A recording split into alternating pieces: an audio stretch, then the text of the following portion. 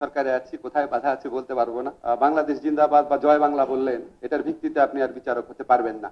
আমাদের রেমিটেন্স যে কোনো সময়ের চেয়ে অনেক বেশি বেড়েছে। আমাদের দ্রব্যমূল্য স্থিতিশীল আছে। এগুলি কোনো সংস্কার আর পদক্ষেপ ছাড়া সম্ভব ছিল না। তো কোনো সংস্কার হয়নি এটা ঠিক না, যথেষ্ট সংস্কার হয়েছে সময়ের বিবেচনায়। হয়তো আরো হতে পারতো, কিন্তু আমরা মনে করি আমাদের সময়ের সর্বোত্তম ব্যবহার করার চেষ্টা করেছি। আরেকটা হচ্ছে যা হয়েছে সেটাকে নিয়ে তুচ্ছতাচ্ছিল্য করা। যেমন আপনারা দেখবেন পুলিশ সংস্কার কমিশন, বিশেষ করে যে আইনটা নিয়ে আমারও প্রচন্ড হতাশা আছে। যেরকম করতে চেয়েছিলাম করতে পারি নাই।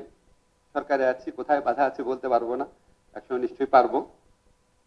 তো তারপরও যেটা হয়েছে সেটাকে এতই তুচ্ছ, যেখানে আগে স্বরাষ্ট্র মন্ত্রণালয়ের পাশাপাশি কোনো মতামত রাখারই স্কোপ ছিল না, সেখানে একটা নিরপেক্ষ ফোরাম থেকে অ্যাটলিস্ট মতামত রাখার স্কোপ তৈরি হয়েছে। Next level, well done, side by side, free. তো আমার যদি এক্সপেকটেশন 10 থাকে, অ্যাটলিস্ট আমি তো 4 অ্যাচিভ করেছি। যেটা অ্যাচিভ করেছি সেটা বলেন, বলে তারপর বলেন যে আরো করা অনেক উচিত ছিল। যেভাবে উড়িয়ে দেওয়া হয়, মনে হয় যেন আইনটা না করলেও কোনো সমস্যা ছিল না। আমি আপনাদের সাথে একটু দ্বিমত পোষণ করছি যারা সমালোচনা করছেন। আরেকটা দেখবেন বলে আমাদের কারোর সাথে কোনো কনসালটেশন করা হয় না। তো এটা খুব হাস্যকর একটা কথা বলা হয়। আমাদের এখানে সংস্কার যে কমিশনগুলো করা হয়েছে, এত এক্সটেন্সিভ লেভেলে কনসালটেশন 1972 সালে বাংলাদেশের সংবিধান প্রণয়ন করার সময় করা হয় নাই। তবে একটা কথা বলে যে আমরা যেটা বলেছি সেটা রাখা হয় নাই। হোল্ড অন, আপনি 10টা কথা বলেছেন, তার মধ্যে অ্যাটলিস্ট 6টা রাখা হয়েছে। প্লিজ সত্য কথা বলেন যে আমি 10টা সুপারিশ করেছিলাম, মাত্র 6টা রাখা হয়েছে। আমাদের কোনো সুপারিশই রাখা হয়নি এটা বলবেন না, বিকজ এই সংস্কার প্রক্রিয়ার সাথে আমি ওতপ্রোতভাবে জড়িত ছিলাম। আমি কনফিডেন্টলি বলতে পারি, নিশ্চয়ই এই সিভিল সোসাইটি যেমন ফিরে যাব, জিল্লুরের প্রোগ্রামে সবচেয়ে বড় সমালোচকদেরকে আমি বাছাই করে রেখেছি, তার সাথে আলোচনা করব, প্রমাণ করে দেখাবো।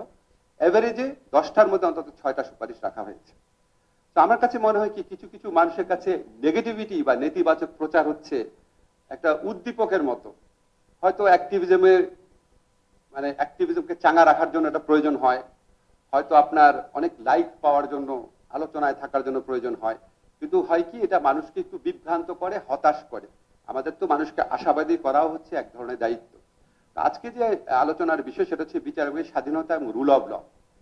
বিচার বিভাগের স্বাধীনতা থিওরিটিক্যালি প্রতিষ্ঠা করা কোনো কঠিন ব্যাপার না।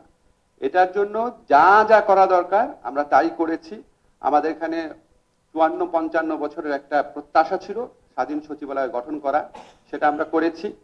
আমাদের এখানে উচ্চ আদালতে বিচারক নিয়োগ নিয়ে মহাকাণ্ড ঘটে গেছে। আপনারা জানেন যারা উচ্চ আদালতে এখানে আইনজীবী আছেন, অনেক স্বনামধন্য আইনজীবী আছেন। আমরা উচ্চ আদালতে বিচারক নিয়োগের জন্য একটা পদ্ধতি অনুযায়ী নিচ্ছি। শুধুমাত্র আপনি 10 বছর বাংলাদেশ জিন্দাবাদ বা জয় বাংলা বললেন, এটার ভিত্তিতে আপনি আর বিচারক হতে পারবেন না। আপনারা সবাই জানেন যারা এখানে সুপ্রিম কোর্টে আইনজীবী আছেন, বাংলাদেশের ইতিহাসে সর্বশেষ যে নিয়োগটা হয়েছে, আমাকে অনেকেই বলেছেন, সুব্রত দাদা আপনারও তো নিশ্চয়ই মনে হয় সবচেয়ে ভালো নিয়োগ হয়েছে।